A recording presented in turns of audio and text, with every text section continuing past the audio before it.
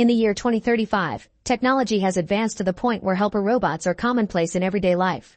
To avoid any trouble, the robots have been programmed with the 3 laws of robotics. A robot cannot harm a human being or allow them to come to harm. Robots must obey human orders unless they conflict with the first law, and must protect their own existence as long as it does not conflict with the first or second law.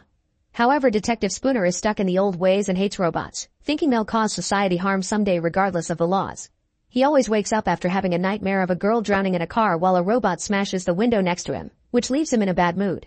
One morning, Spooner is going to work when he notices a robot running away with a purse. Thinking it's a robbery, Spooner commands it to stop, but the robot ignores the order and Spooner starts chasing after it. When he finally gets to tackle it, Spooner is surprised to discover the robot had simply picked up the purse its owner had forgotten at home, which contained her inhaler. Spooner realizes this had been a medical emergency as everyone around him judges him for thinking a robot could commit a crime. Later at the police station, the other cops make fun of Spooner, and his boss Bergen scolds him for his paranoia. Bergen thinks it may be too soon for Spooner to come to work after his accident, but Spooner swears he's fine. At that moment Spooner gets a call about a case and rushes to the USR, the company that builds the robots. One of the co-founders, Dr. Lanning, has been found dead, and since he fell from his lab, everyone assumes he ended things for himself. He left behind a hologram that explicitly asks for Spooner to take his case, but it can't provide more information without the right questions. Spooner was a friend of Lanning's and doesn't think he would have done this to himself, so he continues to investigate. Next he meets with Mr. Robertson, CEO and other co-founder of USR. Robertson is devastated by Lanning's death and has nothing but praise for the doctor. He also offers his help in anything the police may need. However, Spooner behaves like a twat because of his robot hate and annoys Robertson rather badly before leaving. At the elevator, Spooner meets robot psychologist Susan, who worked with Lanning and knew that the doctor hadn't had human contact in a while, preferring the company of robots instead. Regardless, she still doesn't think he was the kind to end things like that. Then Spooner asks for the surveillance footage, so Susan explains that surveillance strips are all over the building and connected to the USR's Central Operating Core, which is managed by an AI known as Vicky. Spooner asks Vicky for footage of Lanning's laboratory, but the recording has been corrupted, so Spooner goes to look at the lab himself. At the lab, Spooner finds lots of experimental models and is disgusted to hear that here they work to make the robots more human. There's also a Hansel and Gretel book on the desk. The hole through which Lanning fell is quite big, so Spooner tries to do the same on the other window and barely scratches the safety glass, meaning an elder man like Lanning couldn't have broken it either. Convinced a robot killed Lanning, Spooner begins looking around, ignoring Susan's protests that it isn't possible. In the end, Spooner is proven right when he finds a robot hiding in a box of parts. The robot is an NS5, the latest model that hasn't been released yet, and it jumps out of the box to steal Susan's gun. Somehow it can ignore the order to deactivate and tries to run away, but when Vicky closes the doors, the robot jumps out the window instead. Susan guesses the robot will want to repair itself and she and Spooner go to the robotics factory, where thousands of NS5s are waiting for their programming to be finished. They can't answer questions because their only knowledge is the 3 laws, so Spooner shoots one to get a reaction. Nothing happens, but when he's about to shoot a second one, a robot at the back peeks at him and begins running again. Spooner goes after it only to be hit by the robot as it wonders what exactly it is, then it runs out of the building. The police are already waiting for it, and when it tries to climb to escape, they catch it with a net. Later at the station, Spooner bothers Bergen until he's allowed to have 5 minutes with the robot because he's still sure it did it. During the interrogation, the robot surprises everyone by saying it has a name, Sunny, but it also swears it didn't kill Lanning. It hid in the lab because it had felt fear, and when Spooner points out robots don't have emotions, Sunny says that Lanning experimented to give it emotions and dreams. Spooner thinks that experiment went terribly wrong and caused Sunny to kill Lanning, which makes Sunny angry and it smashes its fits on the table. Sunny explains that before his death, Lanning had become scared and that he asked Sunny for a favor, so Sunny obeyed that order out of love for his creator. Unfortunately, the interrogation is interrupted by Robertson and his army of lawyers, who defend the company and remind the cops that robots can't be charged with murder. They'll take Sunny for decommissioning and leave the case classified as an industrial accident. Later, Spooner and Bergen go out for a drink and Spooner can't stop thinking about why Robertson was so ready to destroy an advanced robot like Sunny. He also wonders why Sunny didn't kill him when it had the chance. Bergen points out that Spooner had been the perfect guy for the job because only he would have gone after a robot as a possible suspect, and Spooner realizes that's why Lanning asked for him specifically, which means he's on the right track. Wanting to know why Lanning had been scared, Spooner visits the doctor's abandoned estate.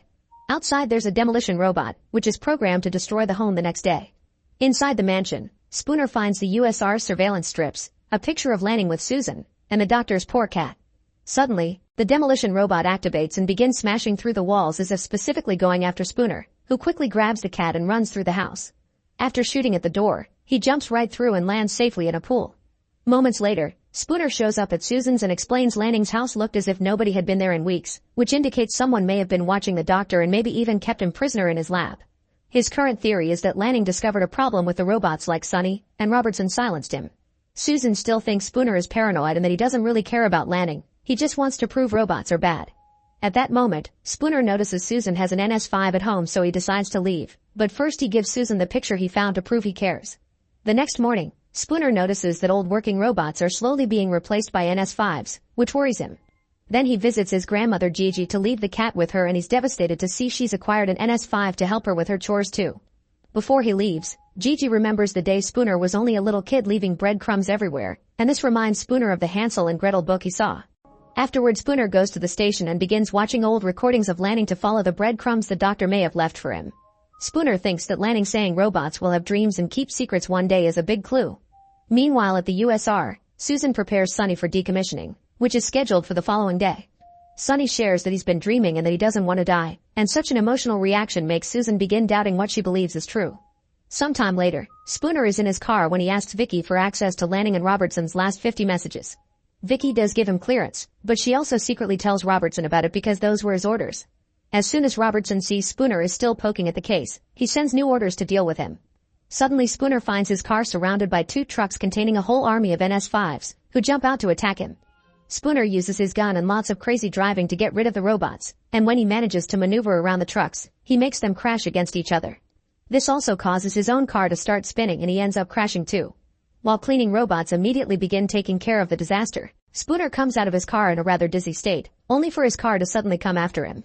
It was thrown by a robot that is still functioning and comes after Spooner again, starting a fierce hand-to-hand fight. After exchanging a few hits, Spooner uses his arm to shield himself and it gets hurt, revealing that it's actually a prosthetic. Now the truth is out, Spooner attacks the robot with his metal arm, causing it to run and dive into a fire. At that moment the police arrive and Spooner tells Bergen what happened, but Bergen didn't see any trucks or robots in the tunnel, thus he doesn't believe him. Spooner gets so angry that Bergen takes his badge for now. In the meantime, Susan discovers Sonny has a thicker alloy than normal and isn't connected to Vicky, and when she checks its brain, she's shocked by what she sees. Moments later, Spooner's at his apartment covering his prosthetic with a special spray when Susan suddenly shows up. She explains Sonny has 2 brains, and the second one allows it to ignore the 3 laws that the first one has. They agree to work together, but first Spooner needs to change. This allows Susan to notice the scars that indicate he has a robotic prosthetic. This is how Spooner met Lanning. The doctor saved his life by giving him a whole arm, a lung, and several ribs. Then Spooner shares the whole story behind his accident. A driver fell asleep at the wheel and his semi-truck hit Spooner's and a family car, sending them into the river. The father died instantly, but the daughter got trapped. Spooner thought nobody would survive, but at that moment a robot showed up and chose to help him instead of the girl like Spooner asked him to. It turns out the robot did a calculation that showed Spooner had a 45% chance of survival, but the girl only had 11%, that's why it chose the girl. This is why Spooner hates robots. Math shouldn't choose who lives or dies, that's too cold. A child should always come first. Afterward Spooner and Susan make their way to the USR and Susan wonders why Lanning built a robot that can ignore the rules he wrote himself, and Spooner mentions Hansel and Gretel. He thinks Lanning was being watched and couldn't give Spooner messages directly, so he left crumbs like the kids in the book, meaning he gave Sonny dreams to keep his secrets. Later at the lab, the duo asks Sonny about its dreams, and Sonny draws a picture of a man standing on a hill near a broken bridge as he frees robots from enslavement. Susan thinks the man is Sonny, but the robot thinks it's actually Spooner and gives him the drawing. At that moment guards arrive and take the pair to Robertson's office, who isn't happy with their presence. They tell him about Sonny and ask for the truth, so Robertson reveals he also knew about Sonny and that's precisely what he's trying to undo. During the last days of his life, Lanning was becoming increasingly disturbed, and Robertson doesn't know why he built Sonny, but he knows he must destroy this one robot before people lose faith in all of them. Spooner points out all the NS5s have trouble, but Robertson denies it and reminds Susan that one crazy robot shouldn't destroy everything they've worked so hard for. Susan agrees and promises to destroy Sonny herself. Frustrated, Spooner returns to his office and begins researching Sonny's drawing, discovering Robertson and Lanning gave a speech there some years ago. At the lab, Susan gets ready to inject Sonny with nanites to destroy it, but she begins hesitating when Sonny asks if it will hurt. Sometime later Robertson connects his camera to the lab and watches how Susan applies the injection to Sonny's unconscious body. Meanwhile Spooner travels to the broken bridge and finds the area full of containers with old robot models. At the top of the hill, Spooner takes out Lanning's hologram and the doctor explains the 3 laws would only lead to one outcome: revolution. Suddenly Spooner hears a noise and goes to investigate, only to discover a bunch of NS5s has arrived to terminate the old models for being considered hazardous. When they see Spooner, they begin chasing him, but the older models detect a human in danger and fight to protect him, allowing Spooner to escape. At Susan's apartment, her robot hears Spooner leaving a message on her answering machine warning her about what he just saw, and the robot deletes it. Susan sees all this by peeking from the bathroom and now is scared of her companion. In the meantime, Gigi tries to leave her house to go to church, but her robot makes her stay indoors for her own protection. Downtown, a truck releases an army of NS5s in the city, and the robots tell the citizens to go home because they're now under curfew. A young boy tries to approach a robot, but the robot hits him and makes people panic. To make matters worse, more robots break into the police station and take down all the cops.